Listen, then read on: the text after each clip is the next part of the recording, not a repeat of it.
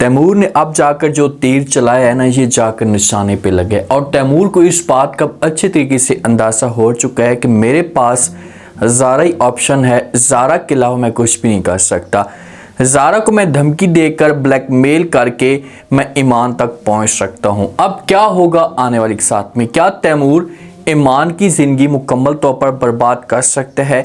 क्योंकि जिस हिसाब से ज़ारा को धमकी दे रहे हैं तो ज़ारा को अंदर से खौफ आना शुरू हो चुका है और ज़ारा अपने घर को बचाने के लिए किसी भी हद तक जा सकती है। इसे अपने भाई की जान भी ले सकती है। अगर ज़ारा इतनी अच्छी और मुखलिस होती अपने भाई के साथ तो इतना सब कुछ ज़ारा को पता है, तो फिर ये अपनी ज़बान क्यों नहीं खोलती? क्या होगा आने वाले साथ में?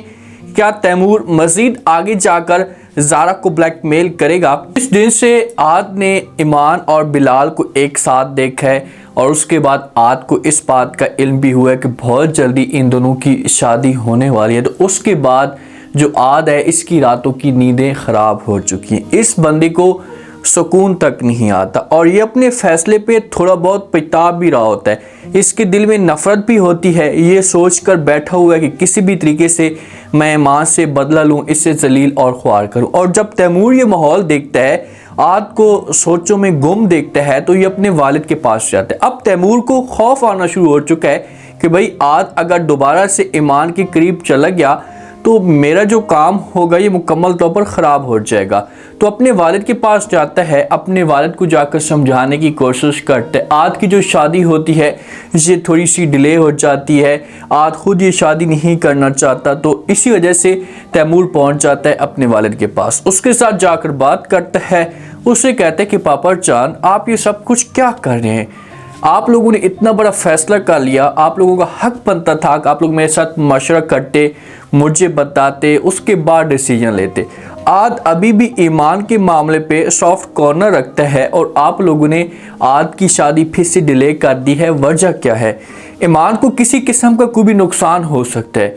अरे भाई आप जाकर ये कहें कि भाई आद अभी भी ईमान के बारे में सोचता है, उसके ख्यालों में रहता है। आप अपने वालिद के सामने ऐसे बात करते हैं तो वालिद जो होगा ये थोड़ा बहुत परेशान हो जाएगा। ये तैमूर को कहेगा अच्छा ठीक है मैं कुछ करता हूँ, मैं आद की माँ के साथ बात करूँगा। तैमूर जो होगा इसे मज़ीद अपने वालिद के ऊपर प्रेशर डालेगा, इसे कहेगा कि भाई अगर आद की माँ इनकार करती भी है तो आपने हर सूरत में आद की माँ को राज़ी करने की कोशिश करनी है, क्योंकि आप इस घर के बड़े हैं और आपकी वैल्यू है और आपके इस घर के अंदर बात को तस्लीम किया जाता है और हर सूरत में आप लोग चाहते हैं कि इस घर के अंदर सुकून रहे, तो आप लोगों ने हर सूरत में आद की शादी करवानी है। तो तैमूर जो है ना आद की शादी के पीछे पड़ चुका है।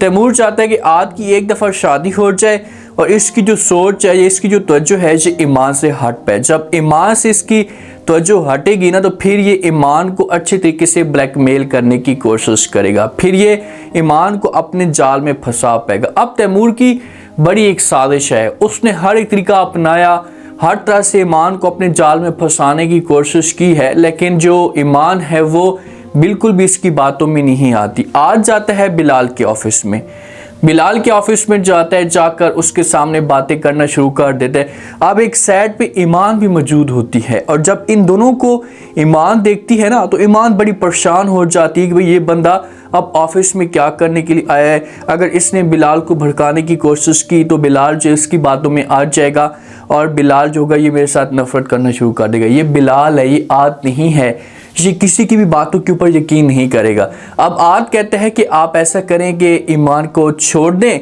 उसके साथ शादी मत करें, क्योंकि ये लैला से भी बुरा ऑप्शन है आपके लिए और आपकी ज़िंदगी को मुकम्मल तौर पर बर्बाद कर सकता है। आप उसके साथ शादी का सोचिए मत।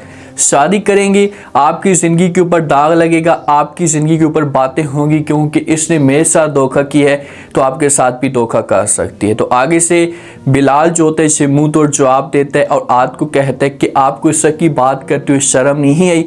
आपने अपनी ज़बान से ईमान का नाम क्यों लिया? क्योंकि आपका तो रिश्ता उसके साथ ख़त्म हो चुका है ना। आपको जेलसी महसूस हो रही है और बार बार मुझे मना इस वजह से करने की कोशिश करें कि अभी भी आपके दिल में जो वो ईमान के लिए जगह है, अभी भी आप ईमान के साथ मोहब्बत करते हैं। ये मोहब्बत नहीं करता और ना ही इसको मोहब्बत कहते हैं। आद अगर मोहब्बत करता ना तो किसी की सुनी सुनाई बातों के ऊपर ये कभी भी यकीन ना करता, अपनी मोहब्बत के ऊपर यकीन करता और एक अच्छे वक्त का इंतज़ार करता।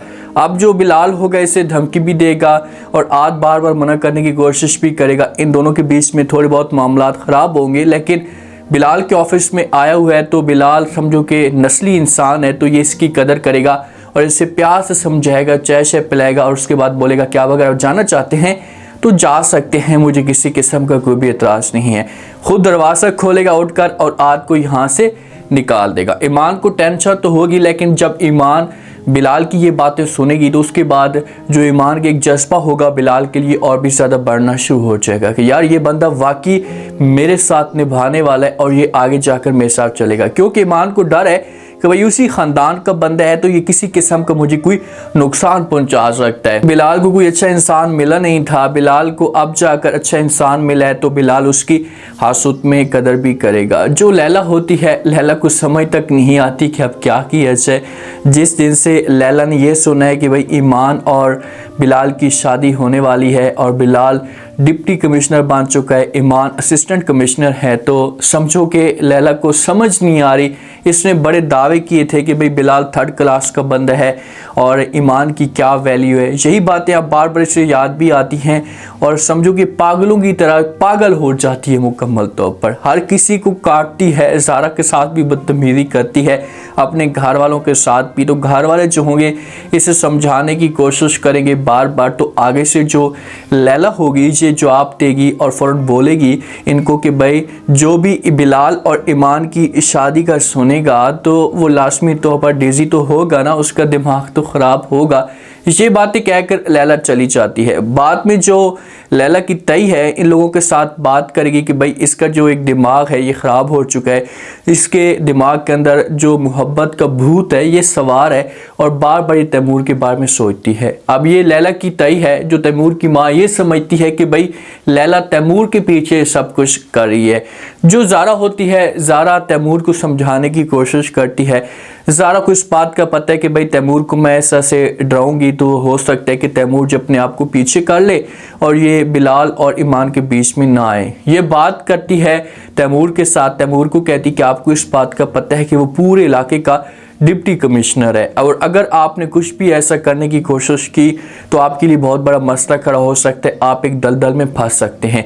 ज़ारा को अब थोड़ा सा गुरूर भी होता है कि भाई मेरा जो भाई है ये डिप्टी कमिश्नर बन चुका है, मेरे ऊपर किसी किस्म की कोई भी परेशानी आएगी तो मेरा भाई मेरे साथ देने के लिए तैयार हो जाएगा। आपने साथ दिया था अपने भाई का, आपके भाई के ऊपर दाग लगा था तो बीच में ईमान बोली थी, आप चुप रहे थी, आपने अपने घर को बचाने के लिए एक अल्फाज तक नहीं बोला कि भाई मेरे भाई का कोई कसूर नहीं है और आज आप अपने भाई के ऊपर गुरूर करें। अगर आप उसके साथ सपोर्ट करते, मुश्किल वक्त में काम आते तो आज आपका भाई भी आपके साथ खड़ा हो जाता और डट कर मुकाबला करता। अब ज़ारा जब ये बातें करती है ना तो आगे से जो तैमूर होता है ना, तैमूर तो शैतानी इसका दिमाग है और उसके दिमाग के अंदर समझो कि ऐसी ऐसी बातें आती हैं कि ज़ारा ये सब कुछ सुनकर बड़ी हैरान और परेशान हो जाती है। उसे यकीन तक नहीं आता कि भाई तैमूर ऐसा सोच भी सकते। अब तैमूर ज़ारा को यूज़ करता है, ज़ारा को कहता है कि भाई अगर बिलाल को अपनी बहन का जो घर है ये बचाना है तो बिलाल को ये सब कुछ करना होगा। ये ईमान के साथ निकाह करे, निकाह करने के बाद उसे इस घर में लेकर आ जाए। अगर वो अपनी बहन का घर बचाना चाहता है तो, अगर उसे अपनी बहन का घर नहीं बचाना तो फिर वो ईमान को इस घर के अंदर ना लेकर आए। तो जब ये बातें ज़ारा सुनेगी तो ज़ारा जोगी से बड़ी कंफ्यूज हो जाएगी। ज़ारा को समझ तक नहीं आएगी कि भाई तैमूर इस की बात कैसे कह सकते हैं। ज़ारा तैमूर के साथ बात ज़रूर करेगी, इससे कहेगी कि भाई इसमें मेरा क्या कसूर है, मेरा भाई है, अगर वो मेरी बात नहीं मानता तो क्या मेरा घर बर्बाद हो जाएगा।